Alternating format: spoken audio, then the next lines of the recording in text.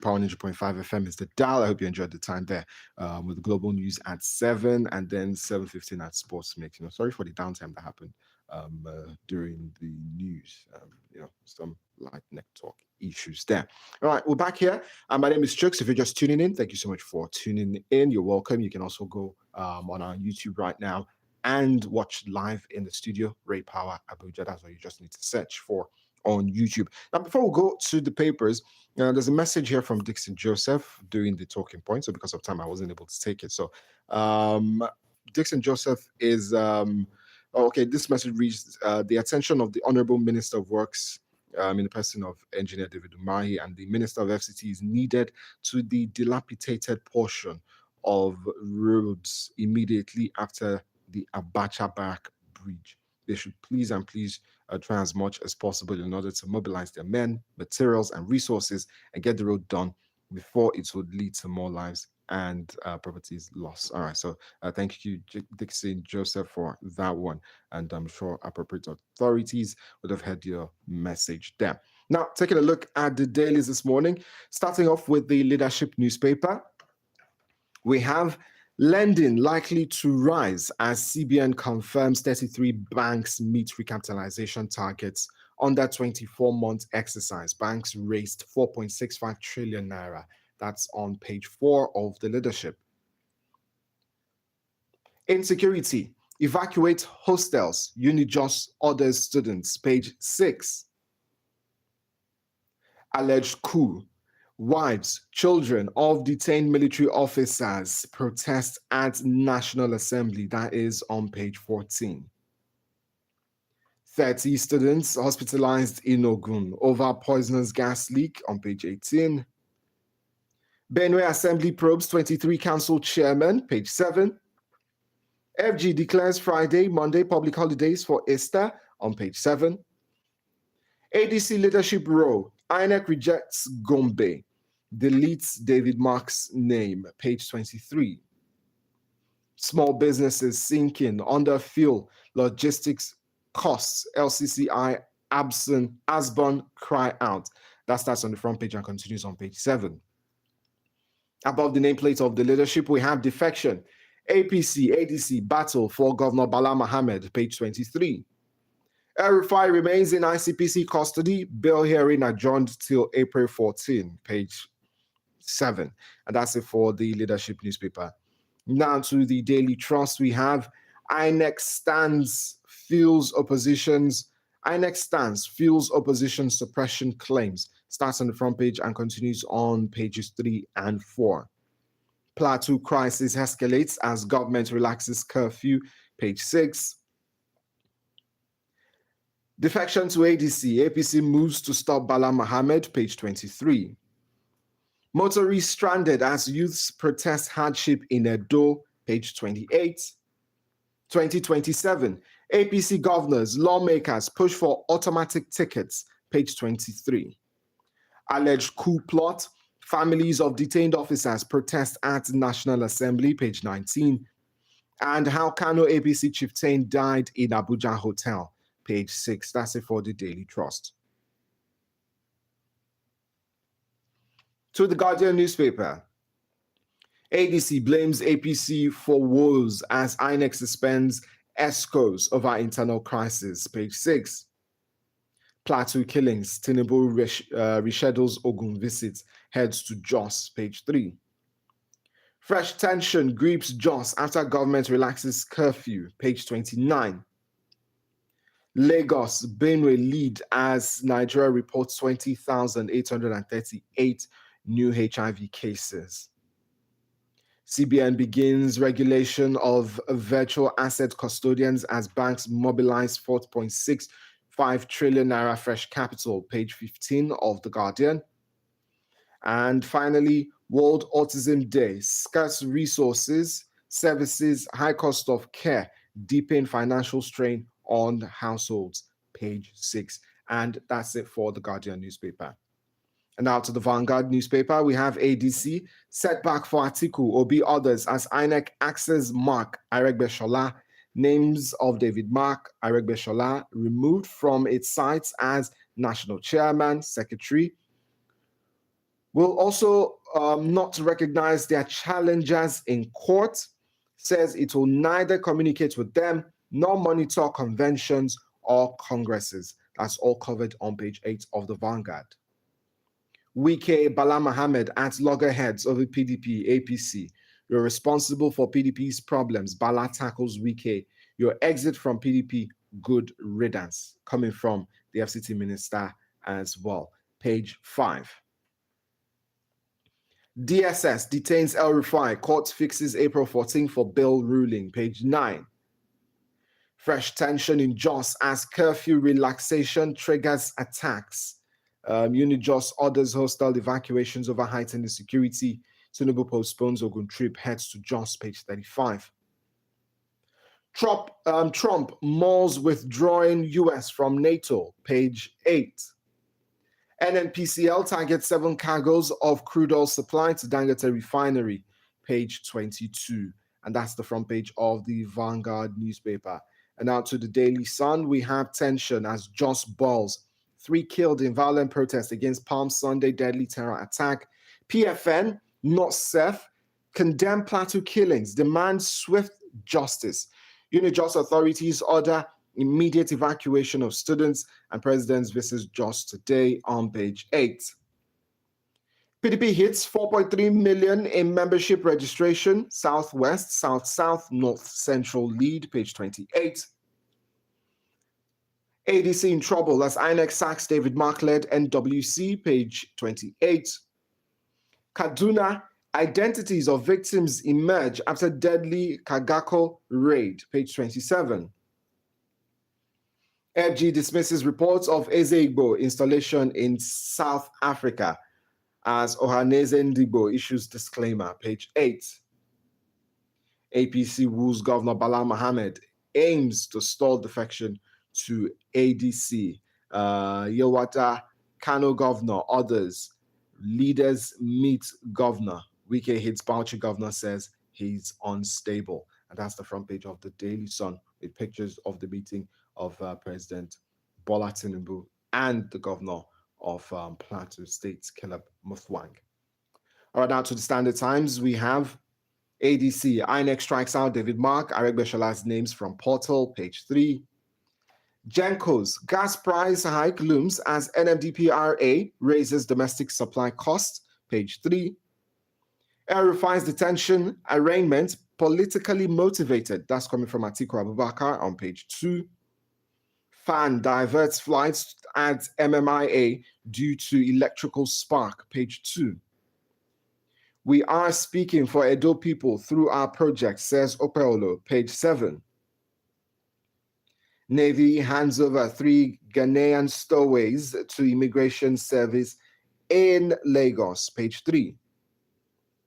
Clearing agents face potential staff reductions as National Single Window automates port processes, page 2. Emefiele violated CBN Act in Naira redesign exercise, a witness there on page 3. CBN concludes banking sector recapitalization. Operators raise 4.65 trillion naira. And Falade takes helm at NLNG as MD CEO amid industry expansion drive, page 2. That's the front page of the Standard Times. Now to Al Jazeera, Nigeria. We have deepening crisis. INEC delists Mark Aregbesola from ADC leadership, suspends recognition of conventions, congresses, discontinues recognition of all factions. That's on page 9. Killings. Tinubu visits Jos today, page 17. Deputy Speaker backs creation of new state in Southeast, page 5. Ekiti maintains lead in transparency, accountability, that's on page 2. Lagos, Benue record highest new HIV infections on page 4. Kano government rearranges 3 overkilling of mother, 6 children, page 5. And Islamic banking gaining wider acceptance, supporting inclusion from Katuka. Starts on the front page and continues on page 13. That's it for Al Jazeera, Nigeria. And now to the Daily Global. INEC has sided with government against Nigerians, ADC alleges. Nigerian defense ministers visit theater of Operation Hadin Kai, commend troops, reaffirm federal government's resolve to defeat terrorism. Aliyah declares 1 week public holiday, civil servants to mark Easter. Okun people renew call to join Southwestern region over marginalization in Kogi State. And Middle East war exposes Nigeria's frail gains. Lastly, EFCC arrests Abuja-based house agent over 288 million naira property fraud. And that starts on the front page of the Daily Global. But that's it for the Daily Global, and that's it for the papers this morning. We take a look at the leadership newspaper, the Daily Trust, the Guardian newspaper, Vanguard, Daily Sun, Standard Times, Al Jazeera Nigeria, and the Daily Global.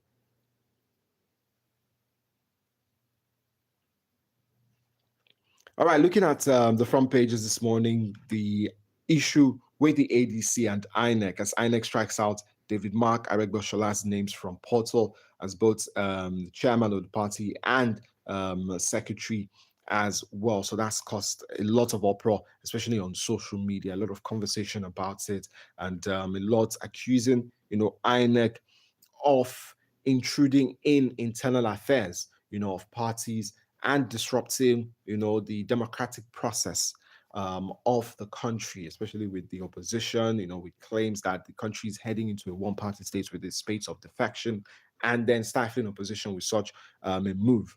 Accusations, being put forward to INEC. But INEC as well did release a press, statement on that issue yesterday. All right, so I'm just going to take a little bit of read from that press release. INEC's position on the Court of Appeal's decision in appeal. So the Independent National Electoral Commission has received a letter from the law firm of Suleiman Usman, San and Co., dated 16th March 2026, titled Notice of Pending Proceedings Before the Federal High Court and Caution Against Any Purported Recognition of Mr. Nafi Bala Gombe as acting national chairman of the African Democratic Congress, written on behalf of concerned stakeholders within the ADC. A letter from the law firm of Summit Law Chambers, also dated 16th March, demand for enforcement of the orders made by the Court of Appeal, Abuja Division, as well. All right, so there's a whole lot of back and forth on that one. ADC, arguing on that going back to status quo, a lot of the ESCOs, did step down for the likes of David Mark and Aregbesola to emerge as both secretary and chairman of the party. And then, according to reports that used to be, according to law, that issues of political parties no longer are the internal affairs of the political party, and they should go, sort that out. So, conversations, arguments against INEC's move at the moment. So on the official INEC website, their names are not there for the ADC, and this poses a lot of problems, for the ADC. Their convention was supposed to come up on the 14th, not far away. How are they going to do this? Some, talking about, going down to INEC and, having a face-to-face dialogue, conversation, and all, with INEC on this one. And then if you're going to buy things, say, before the suit, the chairman was, David Mark, due to those ESCOs, stepping down. But we'll see how this will be sorted out going forward. But for the ADC, they need to try and do this as quickly as possible if they are going to have any hopes of being, a stronger position for the 2027 elections, which is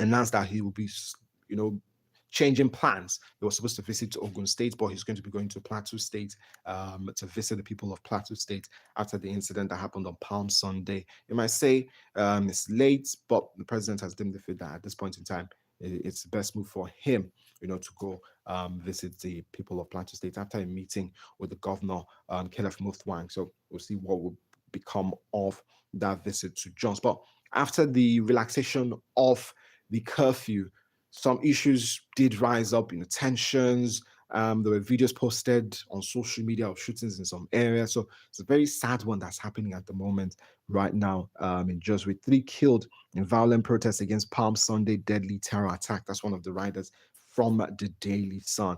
Loss of lives again, and a very sad situation. And we just need normalcy to return to Plateau State so that people can go about their business, feel safe and be safe in their communities as well. Now, is it too late from the president in terms of his visit to Jos? Well, we'll see also if his presence would do better moving forward in terms of security in this state.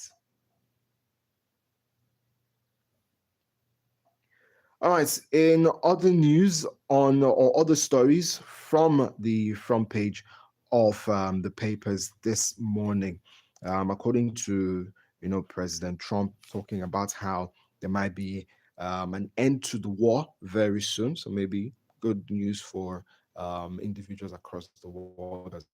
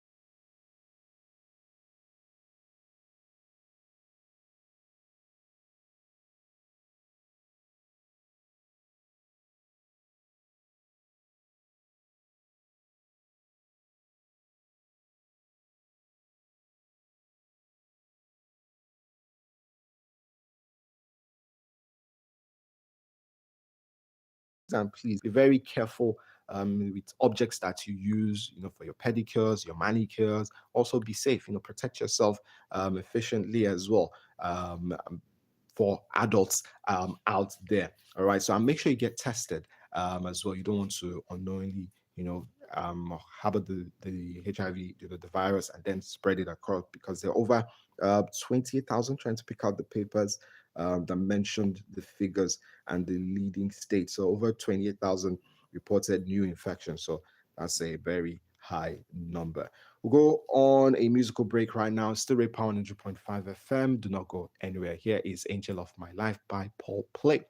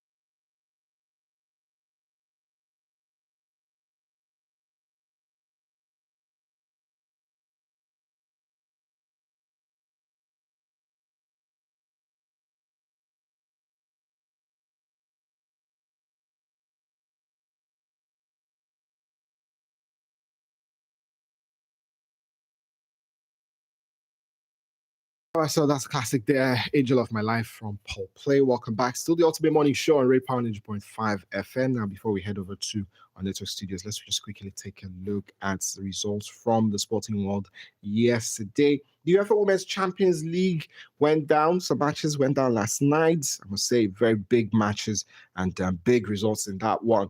Second leg, Bayern Munich against Manchester United ended 2-1 in favor of Bayern Munich and 5-3 in aggregate. So sadly, Manchester United are out. And I must say, their first appearance, in the Champions League was a good one. And they beat the likes of Atletico Madrid on the way. I think they played PSG, Paris FC. So they've had a good showing in that one, but it wasn't good enough, to get past Bayern Munich. Some hopes going into that one for Man United, but it wasn't good enough. And the great thing for me was that this second leg was played at the Allianz Arena, the men's stadium, and it was filled to the brim. Yeah, it was absolutely filled to the brim. And it just shows you that football on the women's side is really growing across the world. All right, so Chelsea and Arsenal second leg ended 1-0 in favor of Chelsea and 3-2 on aggregate in favor of Arsenal. So, but Chelsea, they will go shy of trying to tie that match and get into extra time, but it didn't happen. But for Chelsea, a lot of complaints in that one. The Arsenal players went really hard in that one after a hair pull on McCabe. So that was a very sad one indeed. That should have been a red card. The coach actually in a press briefing after the match carried her phone to show the journalists and all a video of the incident and asking, shouldn't have that been a red card? So I think that was the first time I'm seeing that one. She took a stance there against VAR and the referee. So maybe more coaches need to do this. So we'll be getting more right calls. I mean, if VAR is there and they cannot call a hair pull, I mean, what are they there for? All right, so World Cup qualifiers, playoff tournament. Iraq beat Bolivia 2-1. Fantastic result there for Iraq. We had some international friendlies. Portugal beating USA 2-0. And for the USA, a bit of complaints about their team's performance going into the World Cup. And I think they're realizing they're probably not as strong as they thought going into the World Cup. Maybe the tournament itself proper might change, in terms of performance for the USA. But they were thumped 5-1 by Belgium not long ago and now losing to Portugal 2-0. Argentina beat Zambia 5-0. Brazil beat Croatia 3-1. Canada and Tunisia played out a goalless draw, and it was 1-1 between Mexico and Belgium. All right, so that's it for sports updates this morning. Thank you so much for listening. And this weekend, we'll be returning to club football. I'm sure there are a lot of people who have been waiting for that one as the final, friendly matches before the World Cup wrap up. My name is Chooks, the Ultimate Morning Show on Raypower 100.5 FM. Do not go anywhere. Keep it locked.